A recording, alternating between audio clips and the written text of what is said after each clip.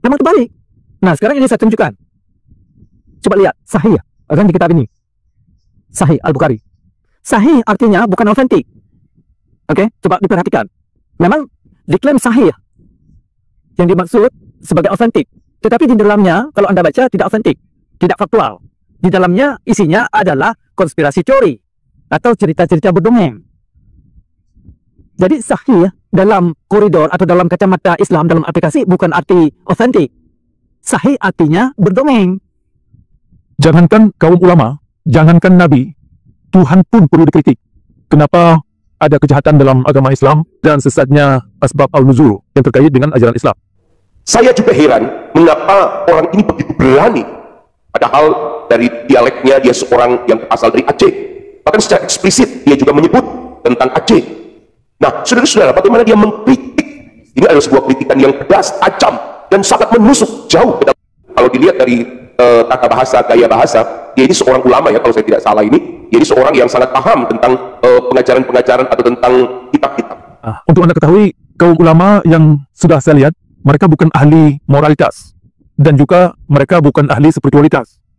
Tetapi mereka ahli pengumpul dongeng. Atau ahli cara mereka meriwayatkan dongeng. Atau mewariskan dongeng-dongeng yang mereka anut kepada orang lain. Jadi ilmu yang ulama miliki bukanlah ilmu-ilmu pasti. Bukanlah ilmu-ilmu yang faktual yang bisa difaktakan dalam alam.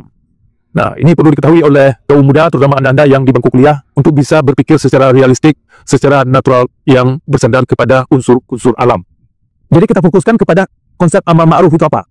Kalau yang mungkar, itu mungkin anda bisa sudah mengerti yang tidak baik. Oke? Yang perlu anda pikirkan sekarang, yang perlu mengerti amar ma'ruf dalam kacamata syariat Islam itu apa. Nah, ini saya jelaskan. Yang dimaksud amar ma'ruf dalam kacamata syariat Islam adalah mengajak umat kepada kemungkaran, kepada kezaliman dalam beragama, ancam-mengancam, bunuh-membunuh, bakar-bakar rumah orang, membatukan orang. Itu yang dimaksud amar ma'ruf.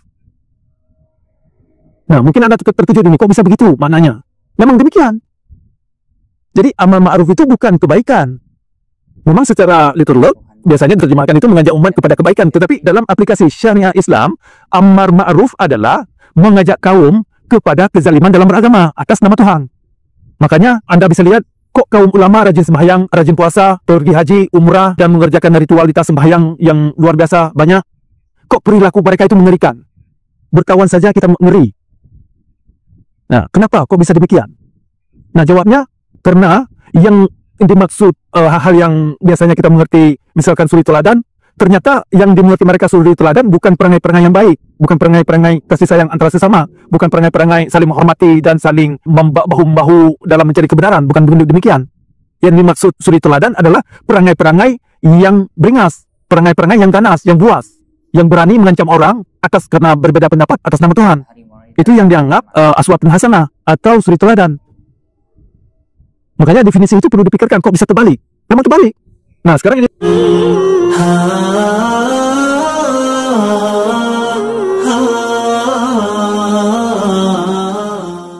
Assalamualaikum warahmatullahi wabarakatuh. Sahabat ngaji bareng semuanya, semoga kita dalam lindungan Allah Subhanahu wa taala. Amin amin ya rabbal alamin. Nah, pada kesempatan kali ini kita akan melihat sebuah video di mana seorang profesor yang mengatakan bahwa syariat Islam adalah itu dongeng. Syariat Islam adalah dongeng-dongeng yang diceritakan oleh para ulama-ulama yang ada di Aceh. Bahkan beliau, profesor ini menyebutkan bahwa hadis sahih. Sahih itu artinya dongeng. Nah, bahkan ada beberapa ayat Al-Quran yang diterjemahkan adalah kebalikan dengan arti yang sebenarnya. Nah, ini perlu kita viralkan. Ini patut kita viralkan sehingga ini akan selamat akidah-akidah anak cucu kita, anak-anak yang masih belajar, sehingga tidak terpengaruh dengan akidah-akidah seperti ini. Ini saya yakin bahwa orang ini adalah cuma ingin merusak agama Islam, merusak syariat Islam yang telah ditentukan oleh ulama-ulama yang ada di Aceh. Bahkan kalau kita lihat dari spanduk ulama karismatik Aceh, beliau tidak termasuk ulama-ulama karismatik Aceh. Saya sudah konfirmasi dengan kawan-kawan yang ada di Aceh bahwa mereka tidak mengenal siapa beliau dan siapa beliau beliau dari alumni mana, dari pondok pesantren mana, mereka tidak mengenalnya. Bahkan ketika dilihat dari spanduk ulama yang ada di Aceh, beliau tidak termasuk yaitu ulama-ulama karismatik Aceh. Nah, ini harus hati-hati, harus diviralkan sehingga anak cucu kita yang sedang belajar ilmu-ilmu pendidikan tidak terpengaruh dengan ajaran-ajaran yang seperti ini.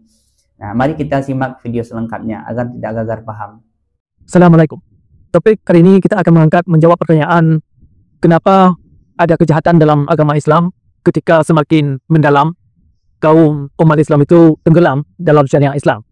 Kita akan fokuskan tentang kejahatan kaum ulama di Aceh dan sesatnya asbab al-nuzul yang terkait dengan ajaran Islam. Jadi kita akan mencoba meneliti sebab akibat perilaku manusia dalam beragama yang membawa mereka kepada kezaliman seperti dalam kondisi syariat Islam. Kita akan pertanyakan kenapa kaum ulama, tokoh-tokoh agama, ustaz, para pendidik yang sudah mendapat gelar tinggi, malah profesor, sudah doktor, jadi guru besar lagi, mereka sudah jadi para pemuka-pemuka masyarakat. Kok bisa cara mereka beragama sungguh zalim dan sungguh memprihatinkan? Kita akan menjawab dari mana, apa yang membuat mereka tenggelam dalam kekerasan dalam beragama, kenapa sehingga mereka tenggelam dalam kenestapaan dan kezaliman cara mereka beragama. Ada 5 poin yang akan kita angkat menjawab persoalan itu. Dalam membahas topik kali ini, kita akan melihat persoalan asbab al-nuzul. Kemudian apa kaitannya dengan syariat Islam, dan kita akan menjawab bagaimana kaum ulama ini terperangkap dalam doktrin yang mereka anut. Dalam hal ini kitab Sahih Al-Bukhari dan Sahih Muslim ini diantaranya. Bisa Anda lihat sendiri, ini 9 jilid. Jadi ini adalah ujung-ujungnya kemari. Sekalipun kita bicarakan persoalan asbab al-nuzul dan sirah Muhammad, ujungnya kemari. Puncaknya ini, kitab hadis. Nah, kita akan melihat efek kezaliman cara beragama yang diprakarsai oleh kaum ulama Tunku Dayak dan cara mereka menggunakan pemerintah yang berkuasa setempat untuk memenuhi keinginan syariat Islam yang mereka mengerti kepada masyarakat secara zalim. Nah, sebelum kita melangkah lebih detail, ada beberapa poin yang ingin saya tunjukkan lebih dahulu untuk dipikirkan. Jangankan kaum ulama, jangankan Nabi, Tuhan pun perlu dikritik. Kalau Tuhan ini mengajak manusia, mengajak kaum kepada kezaliman dalam beragama. Ini tolong dicatat ini. Tokoh-tokoh agama, tokoh-tokoh masyarakat, para pendidik. Jangankan kaum ulama, jangankan Nabi, dalam hal ini Nabi Muhammad, Tuhan pun perlu dikritik, wajib dikritik kalau ajaran Tuhan ini mengajak kaum kepada kezaliman dalam beragama. Ini tolong dipikirkan persoalan ini oleh segenap masyarakat. Dalam pada ini, ayat 135 surah An-Nisa, itu dikatakan yang intinya, kita wajib mengkoreksi, kita wajib mengkritik demi keadilan. Walaupun itu adalah hal-hal yang berkenaan dengan Tuhan. Walaupun itu berkenaan dengan ajaran-ajaran sunnah Nabi yang disinyalir datangnya dari Nabi Muhammad yang tertulis dalam kitab hadis seperti ini. Untuk Anda tahu, isi kitab ini bukan ditulis oleh sesosok Nabi Muhammad yang dimaksud. Tetapi menurut sipulan didengar oleh sipulan, yang akan disampaikan oleh sipulan, dikira dikatakan pulang-pulang. Ya demikian, ini adalah sekumpulan konspirasi teori. Atau dengan kata lain, cerita-cerita berdongeng. Nah, itu isi yang ada di dalam kitab hadis. Jadi, ayat 135 tadi yang saya sebutkan, yang datangnya dari surah An-Nisa, surah 4, yang intinya mengajak kita ini untuk menegakkan keadilan, demi keadilan. Yang paling utama adalah keadilan, kebebasan, kemerdekaan kita berpikir, persoalan manusia dengan Tuhannya atau Sang Penciptanya. Jadi, perlakuan-perlakuan tokoh ulama, tokoh masyarakat dalam beragama yang mengacu masyarakat kepada kekerasan, kezaliman dalam beragama, ini perlu dikritik. Meskipun itu terkait dengan Nabi yang ada dalam agama tersebut. Tidak ada seorang pun atau Nabi pun yang lepas daripada kritikan. Jangankan Nabi, Tuhan wajib dikritik. Kalau ajaran Tuhan itu mengacu umat kepada kekerasan dalam beragama dan pertumpahan darah. Nah, itu tadi sudah saya sebutkan latar belakang inspirasi daripada topik kali ini, mengenai kewajiban kita untuk terus mengedukasi masyarakat, terutama kaum muda, untuk lebih jeli dan lebih waspada, lebih punya kesadaran apa yang mereka anut dan ajaran-ajaran yang mereka terima dari yang katanya ulama, dalam kata petik, atau Tunku Dayak.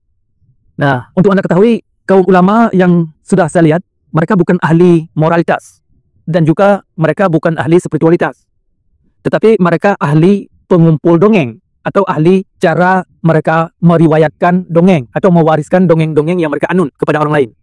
Jadi ilmu yang ulama miliki bukanlah ilmu-ilmu pasti, bukanlah ilmu-ilmu yang faktual yang bisa difaktakan dalam alam. Nah, ini perlu diketahui oleh kaum muda, terutama anda-anda yang di bangku kuliah, untuk bisa berpikir secara realistik, secara natural, yang bersandar kepada unsur-unsur alam.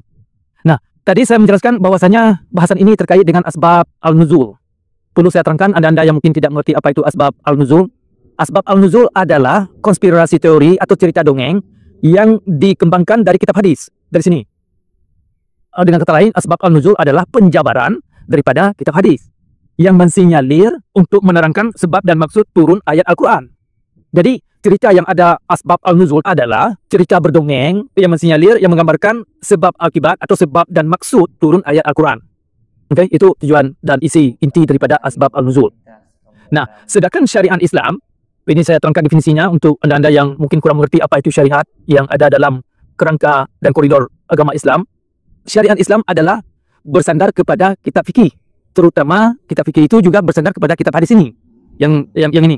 Ujung-ujungnya kemari. Baik kita bicarakan soal kitab fikih, baik kita bicarakan soal asbab al-nuzul, baik kita bicarakan sirah Muhammad, kaitannya ini ke sini. Oke.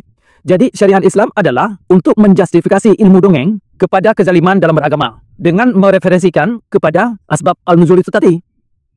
Kitab-kitab yang dipegang oleh syariat Islam itu adalah menggunakan asbab al-nuzul sebagai referensi sejarah.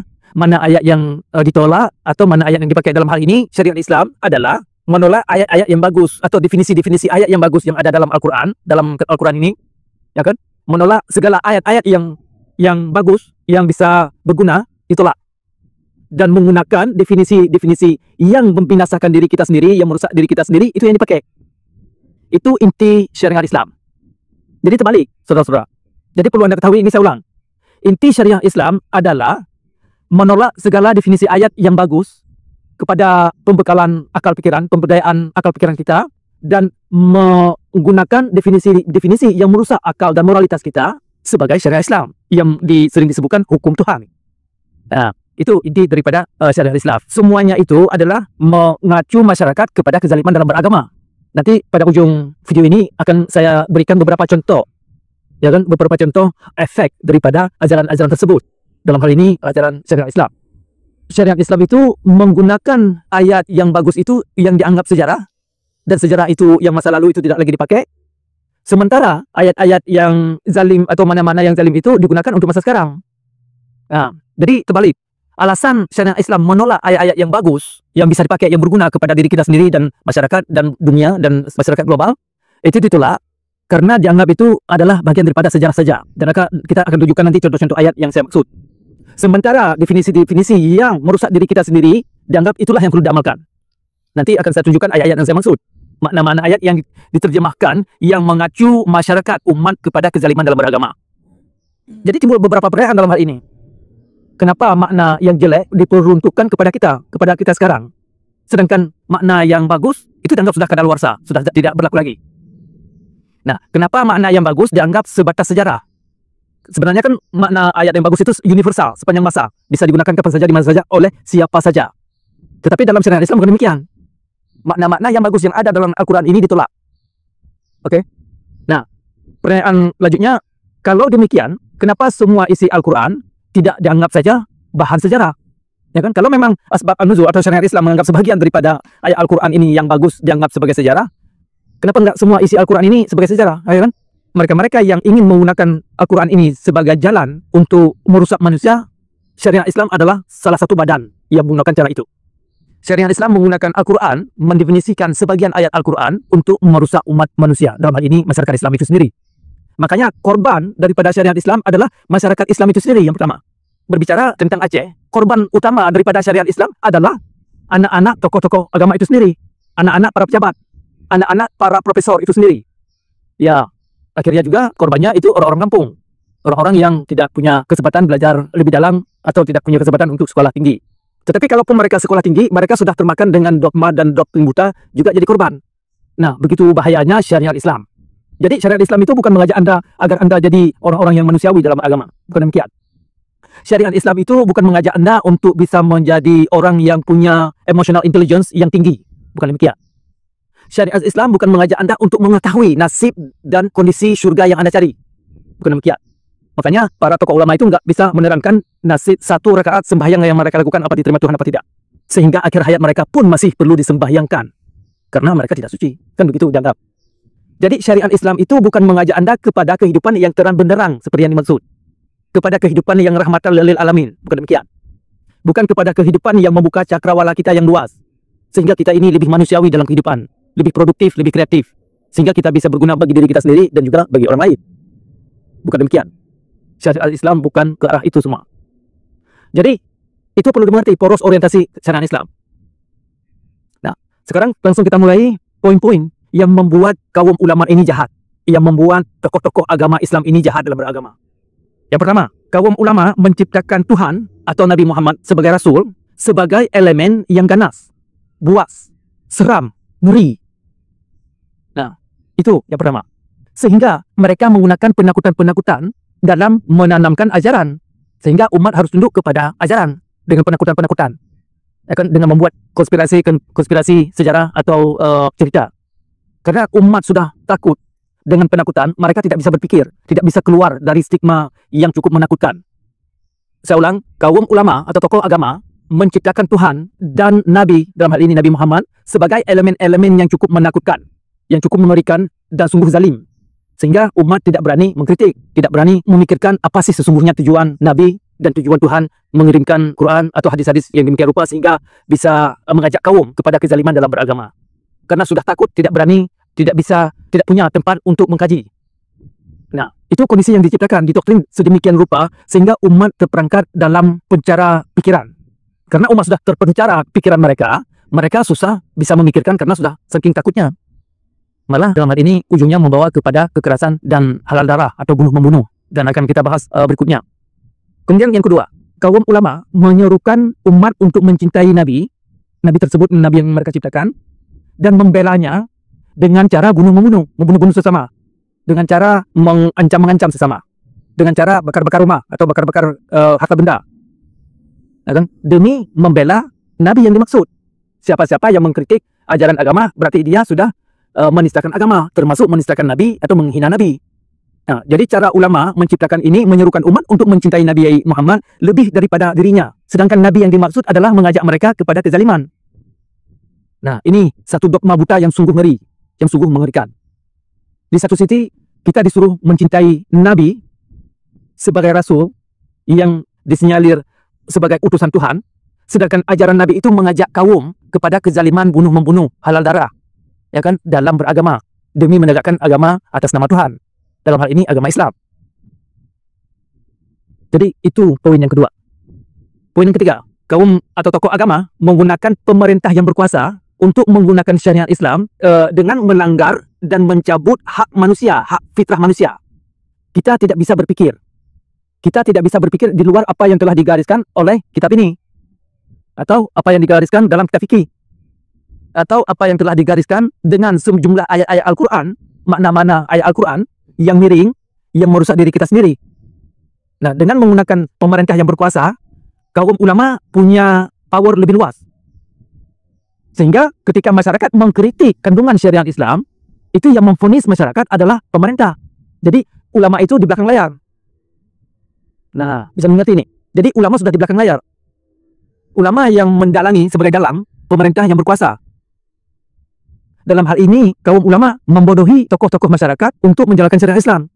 Nah, itu makanya kenapa tokoh Aceh bisa dibodohi oleh kaum ulama. Karena tokoh Aceh itu sendiri tidak begitu mengerti apa yang dikandung oleh syariat Islam.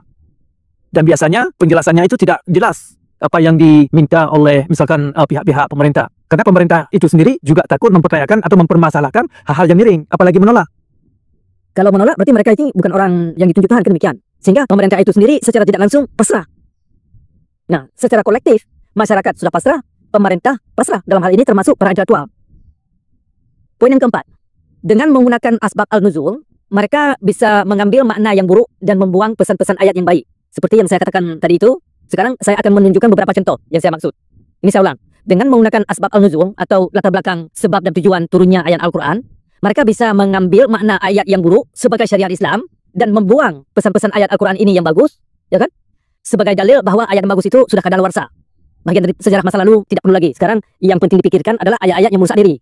Nah, ini contoh beberapa ayat yang ditolak oleh syariat Islam. Ayat 256 surah Al-Baqarah. Perkara la ikraha fiddin.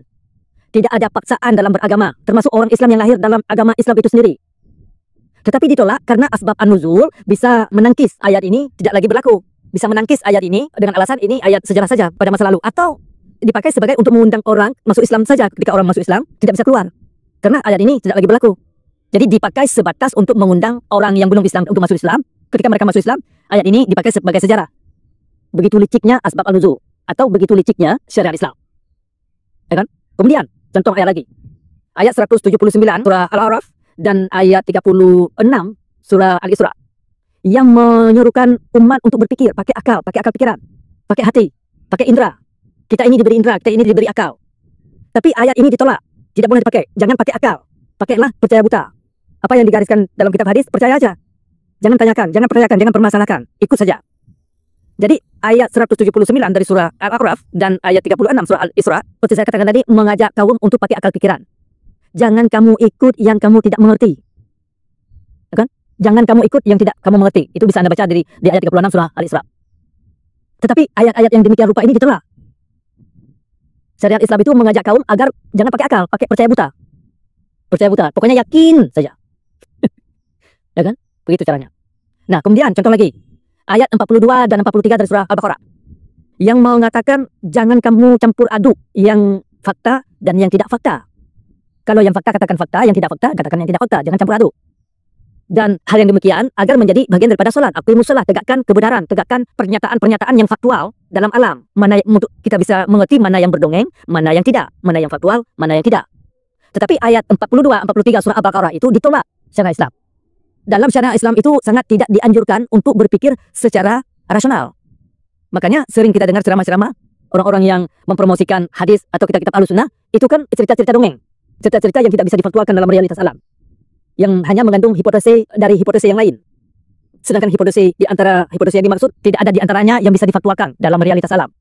Tetapi karena sudah menjadi bagian daripada akidah, modal akidah, percaya buta itu digunakan sebagai modal akidah, maka cerita-cerita berdongeng, konspirasi-konspirasi teori itu dijadikan bahan utama, ajaran, atau bahan dakwah untuk mendirikan syariat Islam. Sehingga masyarakat terdoktrin, terdogma, terbiasa dengan berbohong dalam mengungkapkan sebuah pernyataan dalam koridor agama atau dalam butir-butir doktrin agama. Mereka tidak segan-segan membuat pernyataan bikin-bikinan, cerita-cerita yang dibuat-buat, dan tidak punya tanggung jawab apa-apa untuk membuktikan pernyataan mereka. Karena itu sudah menjadi bagian daripada iman, asal bikin saja, itu habis perkara. Mereka tidak punya beban untuk membuktikan pernyataan mereka. Sehingga kebiasaan berbohong demi agama itu sudah menjadi standar. Tidak lagi hal yang merasa risih, malah mereka bangga. Kalau Anda perhatikan. Ya kan? Nah, kemudian ayat yang bagus yang ditolak oleh syariat Islam. Ayat 62 surah Al-Baqarah. Yang mengatakan, siapa-siapa yang melakukan amal saleh, kerja-kerja yang baik. Baik mereka orang Hindu, orang Buddha, orang Kristen, orang Yahudi, orang apa saja. Siapa-siapa manusia yang melakukan kerja baik, maka mereka dijamin syurga. Itu ayat 62 surah Al-Baqarah. Mereka digaransi jaminan security, kenyamanan, dijamin surga. Tetapi ayat ini ditolak oleh syariat Islam. Karena kenapa? Karena ini adalah membicarakan pesan-pesan yang cukup universal. Pesan-pesan yang mengandung kemanusiaan, yang mengandung keadilan. Ya kan? Nah, makanya syariat Islam hal yang demikian itu ditolak. Makanya dalam syariat Islam tidak ada istilah hak asasi manusia di sana. Tidak ada kebebasan dan kemerdekaan berpikir. Lanjut. Contoh, ayat-ayat yang bagus yang saya maksud. Ayat 170 surah Al-Baqarah. Yang mengatakan, jangan kamu ikut agama orang tuamu, kalau orang tuamu itu sendiri tidak mengerti apa yang mereka lakukan. Ini kan jadi pernyataan ini bagi anda yang muda-muda ini. Coba simak sendiri, ayat 170 surah Al-Baqarah. Jangan kamu ikut agama atau tradisi orang tuamu, sedangkan orang tua kamu itu sendiri tidak mengerti apa yang mereka lakukan. Ini penting bagi anda yang muda-muda ini, yang masih sekolah. Makanya orang Aceh itu yang mempertahankan adat Endatu, ya kan sering dikatakan itu ada Endatu atau agama Endatu demi Endatu, itu sungguh menjerumuskan dalam persoalan pendidikan. Karena kalau kita hanya menerima ajaran-ajaran Endatu itu hanya karena datangnya dari Endatu tanpa memikirkan apa sih isinya. Kalau memang baik, oke. Kalau memang bermanfaat, itu nggak masalah. Persoalannya tidak bermanfaat, malah menjerumuskan karena mengandung ilmu-ilmu hitam, ilmu-ilmu yang tidak bisa dimengerti oleh akal pikiran. Itu kan sebenarnya ayat yang cukup bagus sebagai peringatan untuk mengingatkan kita, untuk membuat kita terjaga, tersadar dalam tradisi doktrin-doktrin buta yang sudah datang dari nenek-nenek moyang kita, dari orang tua, dari kakek-kakek kita. Makanya ayat 135 dari surah An-Nisa yang sudah saya sebutkan tadi waktu kita memulai, diajak kita untuk bisa mengkoreksi orang tua kita, siapa saja, kalau mereka tersalah. Kalau mereka ini membuat tidak keadilan. Kalau agama-agama yang mereka anut membawa umat kepada ketidakadilan yang meruntuhkan fitrah kita sebagai manusia. Termasuk dalam hal ini, doktrin-doktrin yang dinamakan atas nama Tuhan. Makanya sekalipun itu datang dari Tuhan, itu perlu dikritik. Jangankan Nabi Muhammad, jangankan ulama, Tuhan itu sendiri perlu dikritik. Kalau ajaran Tuhan itu hanya membawa umat, mengacu umat kepada kezaliman dalam beragama. Kelima, apa yang membuat jahatnya ulama? Apa yang mengacu ulama berbuat jahat dalam beragama? Apa motivasinya? Apa doktrin yang mereka anut? Nah, poin kelima, konsep amar ma'ruf nahi mungkar. Jadi kita fokuskan kepada konsep amar ma'ruf itu apa? Kalau yang mungkar, itu mungkin Anda bisa sudah mengerti yang tidak baik. Oke? Yang perlu Anda pikirkan sekarang, yang perlu mengerti amar ma'ruf dalam kacamata syariat Islam itu apa? Nah, ini saya jelaskan. Yang dimaksud amar ma'ruf dalam kacamata syariat Islam adalah mengajak umat kepada kemungkaran, kepada kezaliman dalam beragama, ancam-mengancam, bunuh-membunuh, bakar-bakar rumah orang, membatukan orang. Itu yang dimaksud amar ma'ruf. Nah, mungkin Anda terkejut ini, kok bisa begitu maknanya? Memang demikian. Jadi amar ma'ruf itu bukan kebaikan.